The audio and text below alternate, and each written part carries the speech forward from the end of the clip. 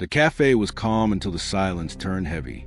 A faint jazz tune played under the hum of espresso machines, and every table held quiet conversation. Until Dr. Nia Brooks, a poised black pediatric heart specialist, stepped through the glass doors.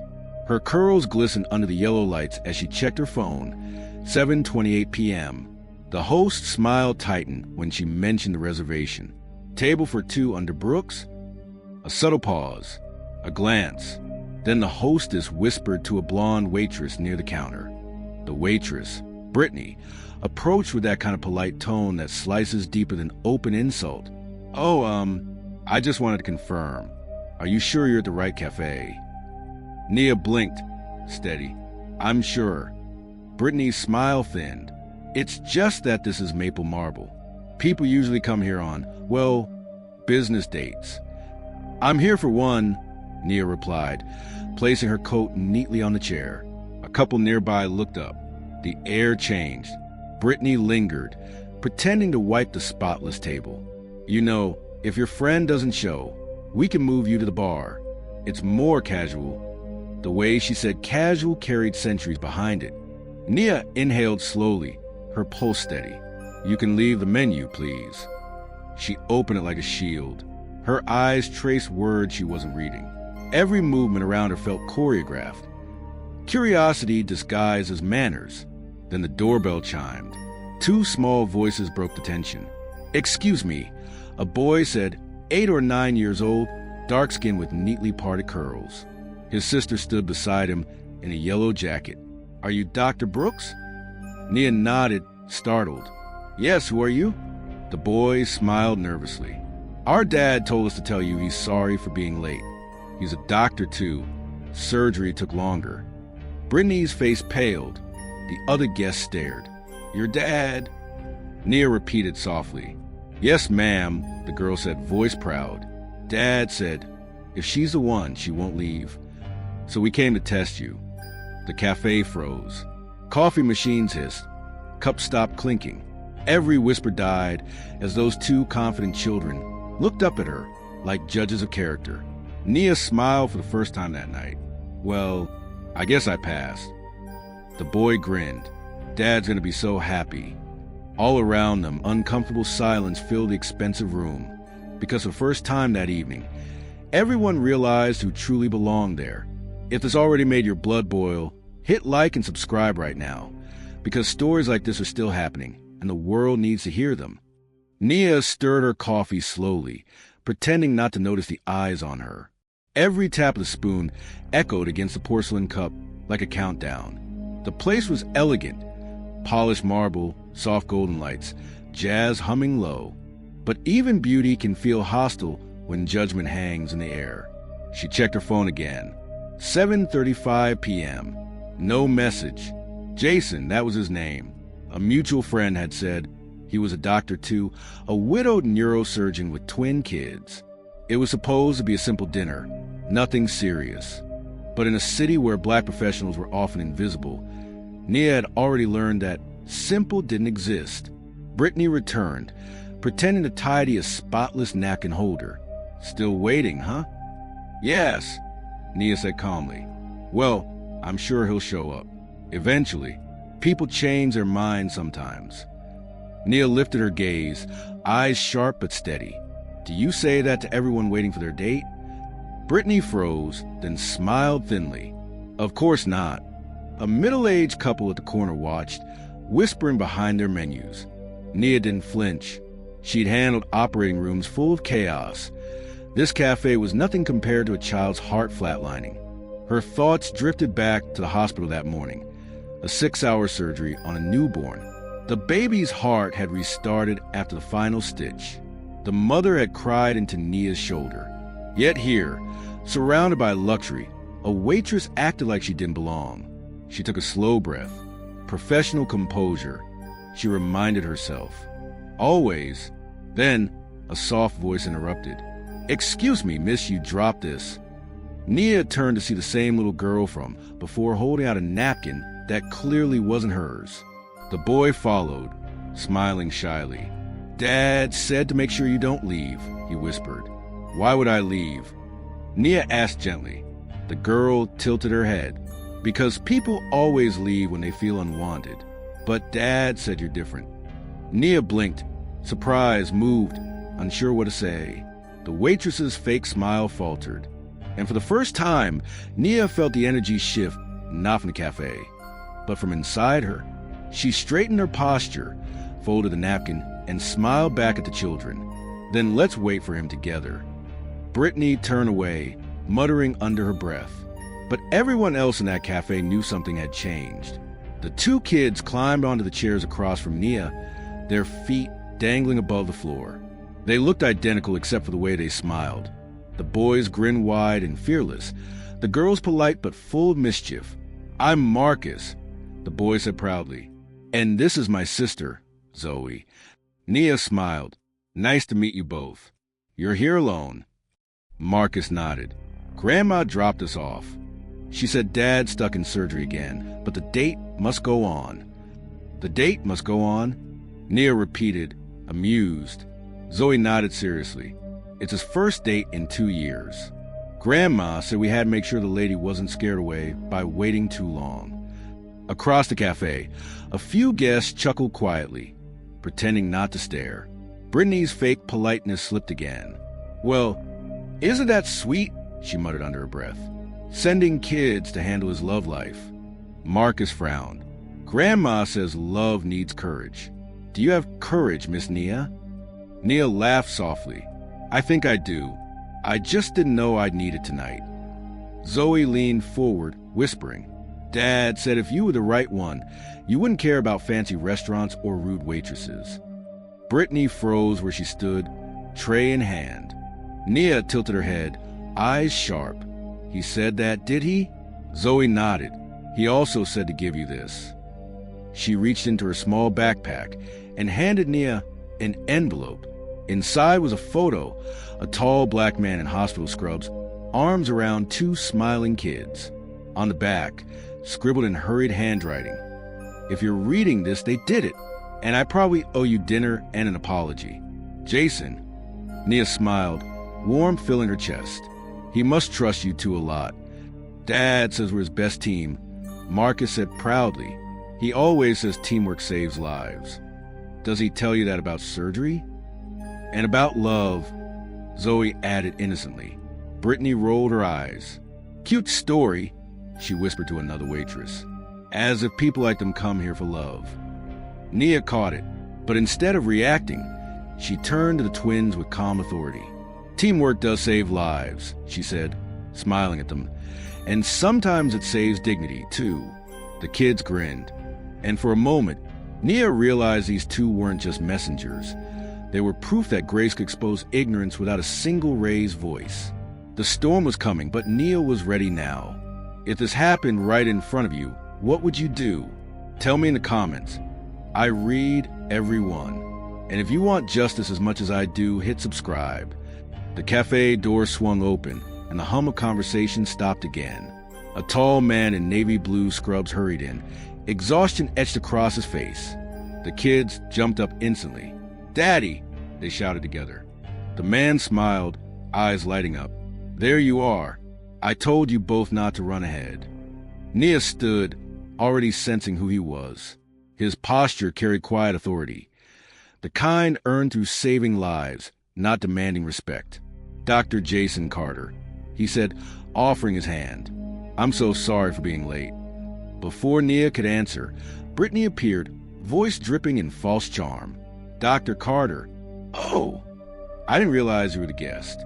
We were just keeping your friend company." Jason glanced at her, confusion fading into understanding as he caught the tension in Nia's eyes. "My friend," he repeated, his tone cool but calm.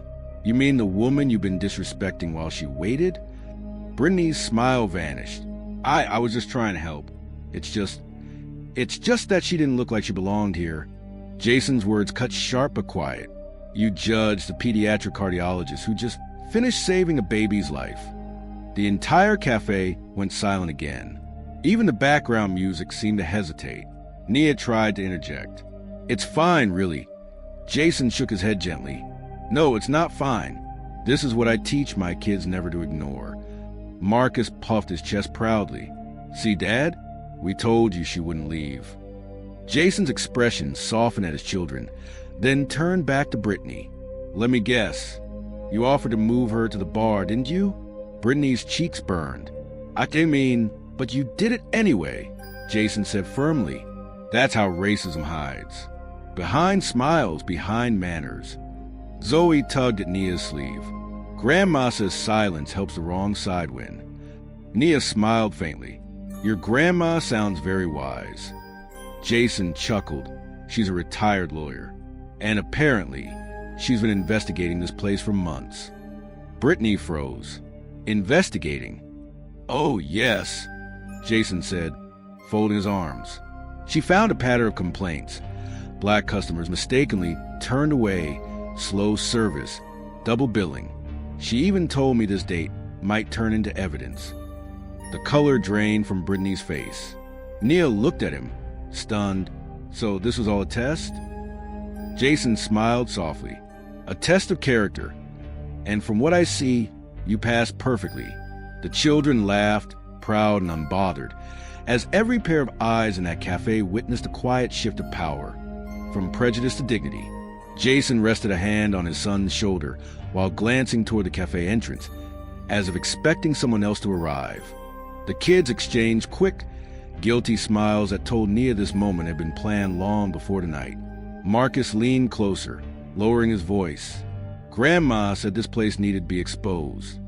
Expose? Nia repeated. Zoe nodded earnestly. She's a lawyer. She found out this cafe treats black customers different from white ones. She said tonight would prove it.